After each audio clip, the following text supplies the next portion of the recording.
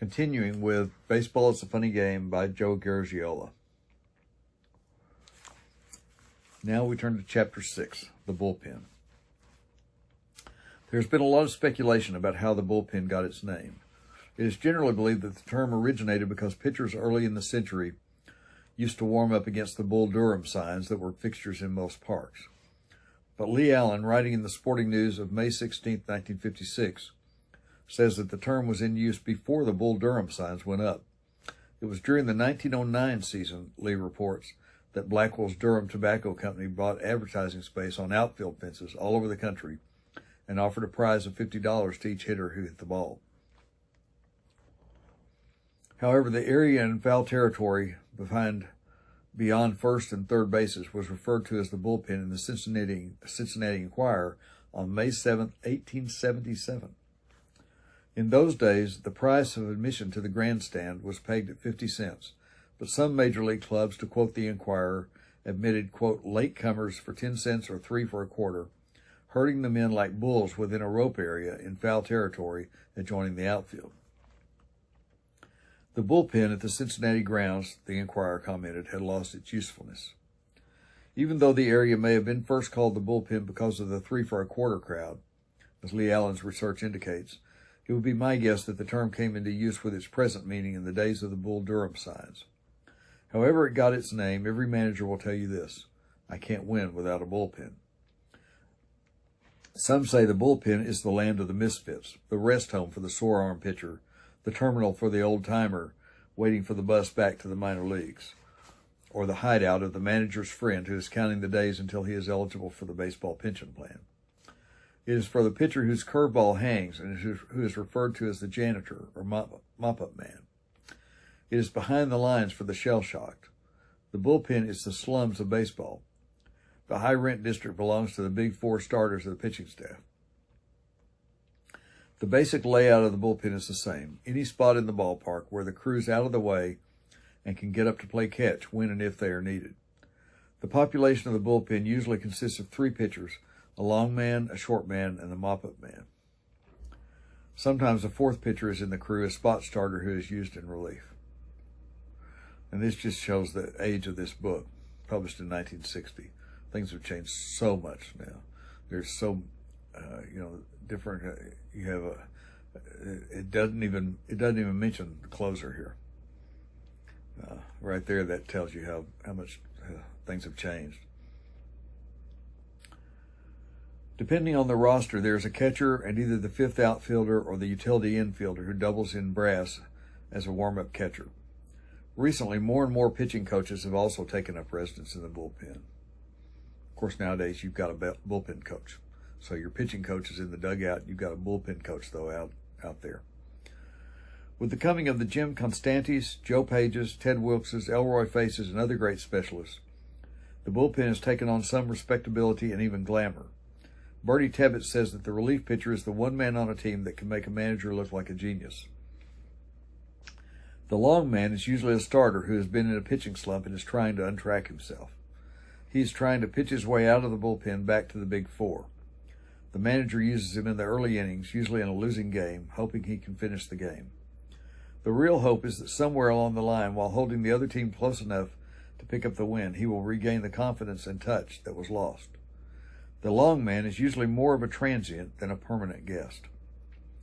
He is usually replaced by a young pitcher in need of seasoning. It takes a real con artist to keep this fellow happy. The young, ambitious pitcher looks upon the bullpen as a doghouse. The question in his mind, is, what did I do or what did I say to have him send me down here? The trick is to swing his thinking around to, will I get another start if I look good in relief? The short man is the star of the housing project. He is the man the manager depends on in the late innings to nail down a victory or hold the other club. All pennant-winning teams have had good short men. Joe Page, Joe Black, Hugh Casey, Al Brazel, Jim Constanti, Jim Hughes, Clem Levine, Elroy Face, etc.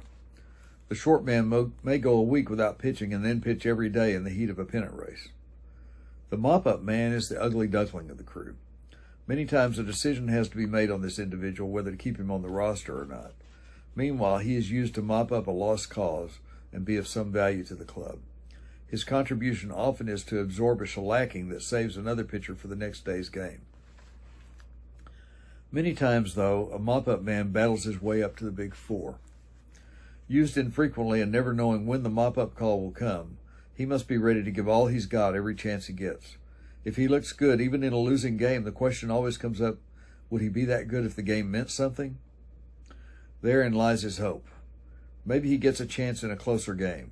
If he passes this test, he may be cast in the role of the short man to nail a game down. The next step up is to be used as a starter in spots. Al Lopez says that a good relief pitcher should have speed, control, and ice water in his veins. Tom Ferrick, the pitching coach, once described the perfect relief pitcher as a left-hander all the way, a comic book reader with no imagination and all his brains beat out. This type knows no fear. All he wants is the ball and to throw strikes. Everybody agrees that the main asset is lack of fear. Ted Wilkes was a mainstay in the Cardinal bullpen. His temperament was perfect, his makeup ideal, strong, durable, without fear. His only words when he came into a tough situation were, use the second sign, meaning that of all the finger signals I flashed, only the second sign counted. 1 finger for a fastball, 2 for a curve, and 3 for a change of pace. Then he would rear back and throw. His fastball was his money pitch, and many was the time he threw it right into a hitter's power and struck him out. The hitters knew it was his bread and butter pitch, but they had to beat him with the bat. He never walked himself into trouble, and he never thought himself into trouble. He threw strikes and knew no fear. Jim Constanti, who could dazzle you with footwork, is rare. Most good bullpen men are Powder River boys. Rear back and let her go. As a relief pitcher, Wilkes was born on a train. Eddie Dyer, then our manager with the Cardinals, talked for hours to Wilkes about how valuable he would be to the team as a relief pitcher. But the glamour was with the starters, argued Wilkes, and so was the money. The bullpen was the tenement district of baseball. Do as I ask you and I'll get you the money, pleaded Dyer. So Wilkes tried it and saved a few games and got the feeling that the fans and players were depending on him. He began to like the idea of being a relief man. Being nicknamed the Cork because he was the stopper appealed to him. Like all good relief pitchers, his attitude became, don't worry, just give me the ball. Larry Getz, the great National League umpire, will always remember a dramatic save of a game by Wilkes. The Cardinals were playing the Dodgers at Ebbets Field in Brooklyn, which was a very cozy park, like pitching in a telephone booth. The bases were loaded with 2 outs, and Duke Snider was the hitter. The tying run was at third and the winning run at second. In comes Wilkes with the have no fear, I'm here look on his face. As I met him on the mound, he gave me his usual speech, use the second sign. Duke Snider was a good fastball hitter, so I flashed the curveball sign. Wilkes fired a fastball right down the middle that Snider would miss swinging. Set for a curve, I just barely got my glove on it to keep it from going back to the screen. I went out to the mound. I got it, I just forgot, he said before I could ask the question. Seeing how good Wilkes' fastball was on the first pitch, I signaled for his fastball. In came the best curveball I ever saw. Snider swung and missed. Again, I was lucky to keep the tying run from scoring. I call time, and out I go to the mound. You got the signs? Yeah. You crossed me up twice. I did? Yeah, second sign now. 1 is the fastball, 2 a curve, and 3 the changeup. Okay, I got him. Thinking we've got Snider in the hole, maybe he'll chase a bad curveball in the dirt, I signal for the curveball low. In comes a fastball right down the middle. Snider took it for strike 3, and I took it off the chest protector. Retrieving the ball, I tagged Snider for the 3rd out, and that ended the game. Larry Getz turned to me and said, I knew you guys had him because none of us back here knew what was coming. There was the great relief pitcher in action. Throw strikes with something on the ball. Ted Wilkes pitched to Snider like there were only 2 men in the whole ballpark, Snider and Wilkes. It was a personal duel. The old pitcher knows how many warm-up pitches he needs to get ready. The young pitcher usually feels he needs just one more. It was said of Ellis Kinder that he could shake hands and be ready. Ready or not, the time comes to take the long walk in from the bullpen. The trouble is there waiting for you. The ones that get the death row feeling don't make it. It takes a comic book reader with his brains beat out, Tom Ferrick said, or it takes a man like Wilkes going in for his personal duel with the hitter. Conditioning a relief pitcher is a different job from that of getting a starting pitcher ready. The starter knows that his turn comes up every 4 or 5 days, rarely in between. The bullpen crew is on call every day or night. Running to strengthen the legs is important to the bullpen pitcher, but he can't run as much before a game because he might be used. On the other hand, he can't lay back saving himself because if the starting staff goes good, it could be several days before he is used. The way many pitching coaches solve this is to run all the pitchers a certain amount every day. This is done by getting a pitcher started and then throwing the ball, much like a football forward pass. The coach shortens the distance for the bullpen men. Running is one of the most important phases of staying in condition, but all pitchers hate it. From the bullpen has come the strongest argument against it. When Tom Ferrick wanted Art Fowler to run more, Fowler said, "If running is so important, Jesse Owens would be a 20-game winner." Jesse Owens, of course, the runner who set all kinds of records in the 1936 Olympics in Berlin. The perfect bullpen location, as far as the players are concerned, is any spot where the manager can't see you, is away from the crowd, and has a snack bar and bathroom facilities. Unfortunately, there is no such spot in either major league. Getting decent protection from the crowd is the most important factor as far as the bullpen crew is concerned. Fans seem to have a hard spot in their hearts for the bullpen. There's a famous story about John King, who showed up one day carrying a large package. When the game was about to start, he took the package over near the bleachers, opened it, and took out about 50 hunks of raw meat. Tossing the meat up to the fans, he hollered, "You wolves been howling for blood all year. Maybe this'll shut you up." The Polo Grounds, former home of the Giants, used to be the worst for the bullpen. It was merely a bench in far-off left center field, so far away you were always an out behind, like seeing a recreated game, and the fans were right on top of you. To sit through a doubleheader out there was equivalent to 30 days on bread and water in a zoo. The fans were all advocates of the spitball, with or without the ball. The last year the Giants were there, an awning was put over the bench which shielded the crew from the sun and the fan-made monsoon. Ebbets Field wasn't much better. The visitors' bullpen was a bench right next to the reserve seats in the left field corner. The cash customers felt they were entitled to pet the animals. Although they did obey the "do not feed the animals" sign, the fans would usually pet you with empty or half-filled paper cups and hot dog buns. With the coming of the protective plastic helmets, they would play tunes on the helmets with marbles. You felt like a part of the Ebbets Field Swiss bell ringers. It was in this bullpen that Sam Narron, the Pirate coach, suffered a serious eye injury caused by a firecracker that exploded in front of him. It took this accident to get the bullpen bench protected from the sun and the fans. Clyde McCullough, a veteran of many a bullpen, was in the Ebbets Field bullpen taking abuse from a big fat fan. For the first 4 innings, Clyde took it. Then the fat man shouted, "When you going to quit, McCullough, and give a young fella a chance?" Mac got up and said, "You be quiet or I'll shove an apple in your mouth and put you in the middle of the dining room table." Danny Murtaugh, later a manager, in subdued tones once said to his heckler, "Can I tell you something?" "Sure, I'll listen." "When I was a youngster, I lived on a farm. We had a jackass on that farm that just wouldn't do anything. One day I really gave that jackass a beating. My father heard the jackass hollering and came to his rescue. Then he turned on me and gave me a good lacing for what I'd done. His last words were, 'Someday that jackass is going to haunt you.' And you know, up till now, I never did believe him." Most bullpens now have at least an awning up to protect the players. At Wrigley Field in Chicago and Connie Mack Stadium in Philadelphia, the players are protected from the fans by walls that rise away from the fans. The wall isn't too high in Chicago, but the fans seem well behaved. In Philadelphia, the wall comes so close to the foul line that just by standing still, you're crowded. The left-hander always warms up closest to the foul lines, and the right-hander takes his chances with scraping his knuckles along the wall.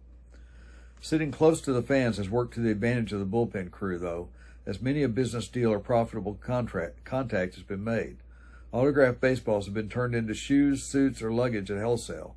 In addition to a place to warm up players, especially pitchers, it is also a place for meeting people, making wholesale deals, eating peanuts, trading insults with the fans and players, second-guessing the manager, and picking all kinds of all-star teams like the all-ugly team, all-screwball team, all-stack-blowing team, or all-American football team that played Major League Baseball. I once helped pick an all-star team of the best fighters in a brawl. We put Gil Hodges and Ted Kluszewski at first base with Dale Long in reserve. Johnny Temple was at second, with Johnny Logan at shortstop and Don Hoke at third. Pete Wisenant, Moose Morin, and Del Ennis were in the outfield. Stan Lopato would be the catcher. Picking a team of this kind sets off a rhubarb. The question comes up, how can you keep Furillo off? He can take care of any of the guys you named. From here, the argument goes to who is the strongest guy in the league. Another great all-star team that is argued over in the bullpen is the Major League Football team. Catchers could be Charlie Berry, Red Wilson, or Vic Janowitz. First baseman, Ted Klaczewski. Second base, Frankie Frisch. Shortstop, Alvin Dark. And third base, Jackie Robinson. Utility men could be Bill Skowron and Carroll Hardy. The outfield is loaded with former football greats. Jackie Jensen, Bob Serve, Sam Chapman, and Eric Tipton. The pitchers are Allie Reynolds, Paul Gill, Bob Friend, and Lauren Pepper. I'm going to stop right here for a couple of stories. One is not really a story, but I noticed the name Carroll Hardy there.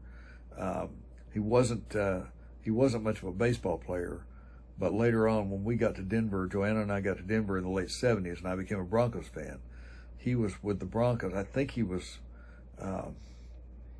wasn't general manager, but he had some role in the front office there, some prominent role, maybe director of scouting or something like that. But I also want to tell a story about the bullpen. One of what I think is such a unique baseball story, one of the most weird baseball things I've ever seen. That was on Memorial Day of 1964. Mother and Daddy and I went to the ballpark, Kansas City Municipal Stadium, to see the A's play the Yankees. Whitey Ford was pitching that day. Yankees got out to a big lead early, and either Mickey Mantle wasn't playing at all that day, or they took him out third or fourth inning, something like that. So, in my 60 plus years now of going to baseball games, this is the only time that I ever saw a baseball player in uniform during a game come up into the stands and walk up the steps. And it was right by us. It was in the aisle next to us. Municipal Stadium had chain link fences that separated the stands from the field. And there were gates every so many feet. There were gates in those fences. Well, somewhere along the middle of the game, here came Mickey Mantle in uniform, number 7, the Yankees, of all people, and came in and opened the gate and started walking up the steps. And he was in the aisle right next to us. We were about 7 or 8 rows up, close to that aisle, not on the aisle, but we were close to it. And here comes Mickey Mantle walking up, and everybody wants his attention. Of course, everybody's yelling, "Hey Mick! Hey Mick!" Mantle knows if he stops for one person, he'll never get where he's going. So he just keeps his attention straight ahead, keeps walking up. And then, but the Yankee bullpen was right down from us, down there, the third base line. We were on the third base side. So down the third base line toward left field was the Yankee bullpen. A couple of pitchers were up throwing at the time. Well, I take that back. I don't know if they were. I mean, Whitey Ford had a pretty good game going that day, so they may not have had anybody up. But anyway, one of the guys in the bullpen, I don't know who, yelled at Mickey, "Hey Mickey, where you going? Mick, what's going on? Where are you going? Why are you going to the stand? Where are you going?" I swear he said this. It seems so trite. It seems unbelievable. But Mickey Mantle said basically what you'd expect him to say. He said, "I'm going for the beer and pretzels." And then he turned around and kept going. He was going to the concession stand, which is weird to me because today, I mean, the players have everything they need in the clubhouse as far as food's concerned. But here in the middle of the game, Mickey Mantle was walking up in the stands, in the middle of the fans, and going to the concession stand to get beer and pretzels to take back to the clubhouse with him. I don't even remember him coming back. He may have found another way back, I don't know, or another aisle. But that was almost surreal. But it happened. I swear it happened. Unfortunately, mother and daddy aren't here to corroborate me, so I have to take my word for it. So he goes on here. An all-star basketball team might include Gene Conley, who did play in the NBA with the Celtics, played both baseball and basketball. I think in Major League Baseball and pro basketball. I think he played with the Red Sox, so I think both were in Boston. He may have played with some other teams too, I don't know. So Gene Conley, Dick Grote, the O'Brien twins, Joe Adcock, Del Rice, and Dick Ricketts. Who is the fastest runner in the league? Who is the fastest runner in the big leagues? These two questions come up in every bullpen. The Philadelphia Phillies crew once had a track meet in the bullpen. It was limited because of the space to two events, the running broad jump and the standing broad jump. The big bullpen question in Wrigley Field in Chicago was always, could you drive a golf ball over the center field scoreboard from home plate? Sam Snead once did it, the great golfer. But I don't know of any ball player who has done it, although a few have snuck out there and tried. We've topped the 20-minute mark. We're going to continue because it's just a few more pages to get to the end of this chapter. I want to finish the chapter. Nate Levine, a Chicago hardware man, was a #1 friend of the bullpen crews. For years, he always came by with peanuts and learned to flip them in when the coast was clear. In the Polo Grounds, a cab driver always supplied pitching coach Frank Schellenbach with cigars. In Forbes Field in Pittsburgh, a woman fan would bake cakes for the crew. Ordinary fans find ways to get hot dogs and hamburgers into the bullpen.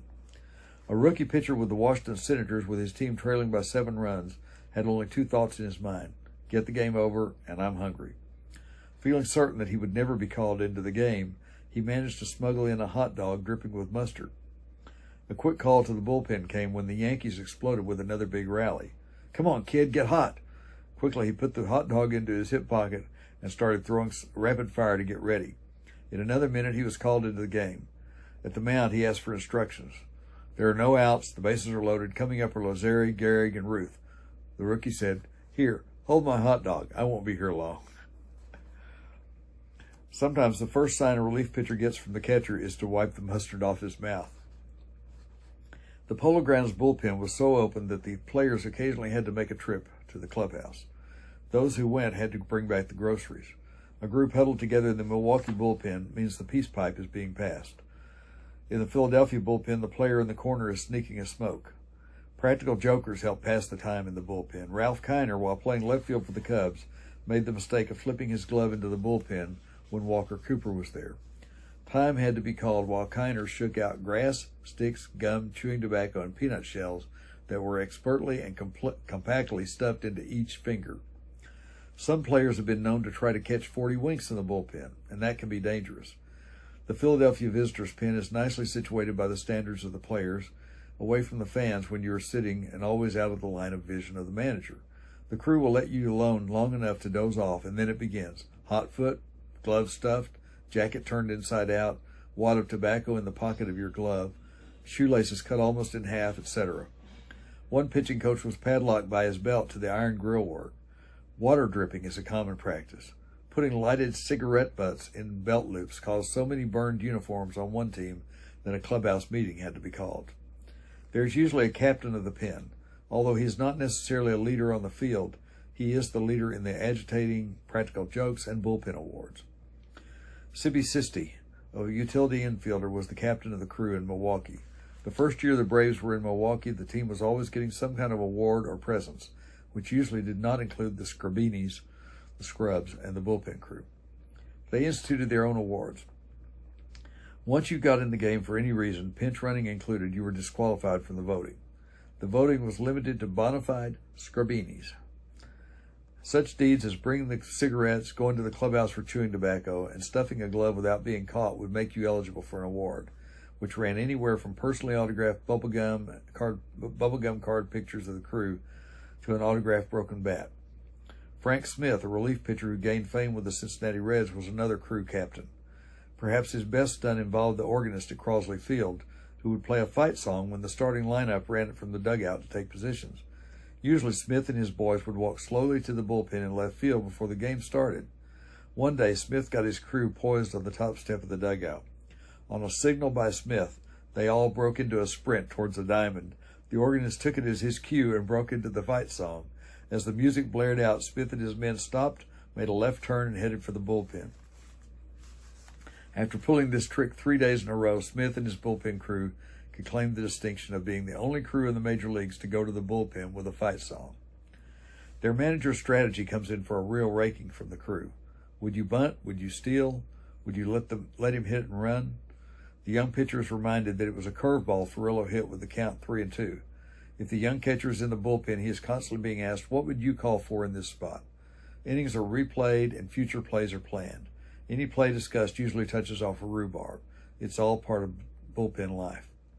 Dale Wilbur, a teammate of mine on the St. Louis Cardinals, would be my number one bullpen philosopher.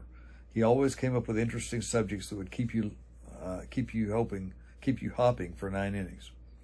Does the right-handed hitter actually lose a step to the left-handed hitter going to first base? Is the National League a right-handed hitter's league? What is a perfect lineup? What do you mean when you say that a ball player is gutless? Why not try to steal even though trailing by a big score? Any of these questions is good for a debate that will make the United Nations look like a meeting of the local PTA.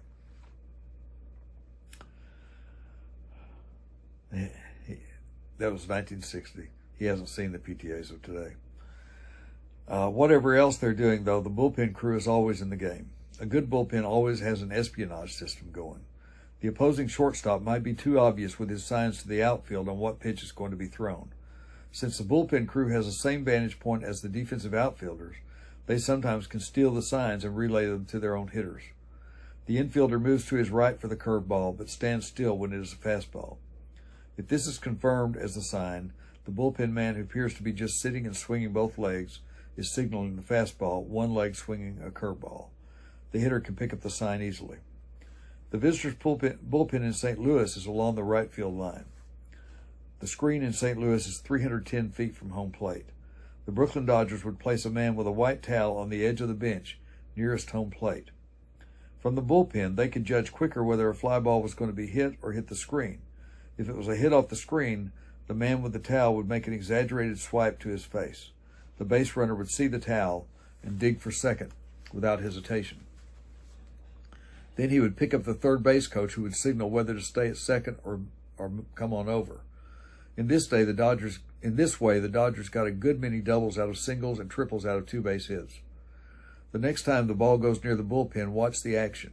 If one of their own outfielders is in the field, up they get to let him know whether he is near the wall and can make the play or not. On a base hit, they tell their outfielder where to throw. For an opposing outfielder, nobody moves. I can still see Don Thompson, an outfielder with the Dodgers, trying to fight his way through our Cardinals bullpen to try to catch a foul fly ball. Nobody moved, and he couldn't reach the ball. Had we got out of the way, he would have had a good chance to make the play. The Dodgers argued interference, but no one had done anything. We didn't even move. The biggest complaint about bullpens from the physical viewpoint is the location of the bullpen mound. In most ballparks, the pitcher must warm up with his back to the infield. If there is any wind, the pitcher warming up is getting the opposite effect from it than that of the pitcher in the game. In many parks, there is no bullpen mound, and he is warming up off a slab of rubber. Most bullpens have telephone connections with the dugout. In the bullpens that don't have a phone, Pittsburgh and Cincy, the manager plays charades in getting his men warmed up. Stan Hack, when managing the Cubs, would, for example, signal for Hal Jeffcoat by making like Atlas, flexing his muscles to indicate Jeffcoat's great strength. For Johnny Clipstein, Hack would give a scissors clipping motion with his hands, indicating clip. For any pitcher that wears glasses, the sign is the peering look. A knuckleball pitcher is called by a fluttering motion. The bullpen is the originating studio of the pretend radio broadcast. The last year I was in Chicago, Johnny Clipstein was my partner. These broadcasts have many sponsors and always featured interviews. Don Drysdale was the phantom broadcaster in the Dodgers bullpen at Ebbets Field. Clem Levine, the ace of the Dodger crew, was his assistant. The Dodger broadcasts were sponsored by a water softener concern that is endorsed by Lou Burdett. You can't throw a good spitball with hard water. When one of the fellow bullpen members got up to throw, Drysdale would say, "Got the glasses on him, Clem?" "Yeah, it looks like a right-hander getting up." "It is a right-hander, all right. We'll have to wait and see his number before we can tell who he is." Drysdale, by the way, went on to become a broadcaster after he retired from pitching. Sometimes it would go like this. Here's Garagiola hitting now. I mean, he's in the batter's box, fans. Last year, he had a good year, led the league in stolen matchbooks, second in stolen towels, and finished in a tie for the wholesaling crown. My partner once was that great catcher of many a National League campaign, Clyde McCullough. We were both with the Pittsburgh Pirates then. It was the first night the Pirates wore the plastic helmets that are so common now. When we came on the field, we were called everything from coal miners to space cadets. We were in last place, and the question asked most that night was, who's going to throw at 210 hitters? With all this, I decided on an interview. Clyde, do you think these hats have the future that is predicted for them? I sure do. Clyde, do you endorse these hats? I sure do. Clyde, do you think these hats would be better if we had some chlorophyll in them?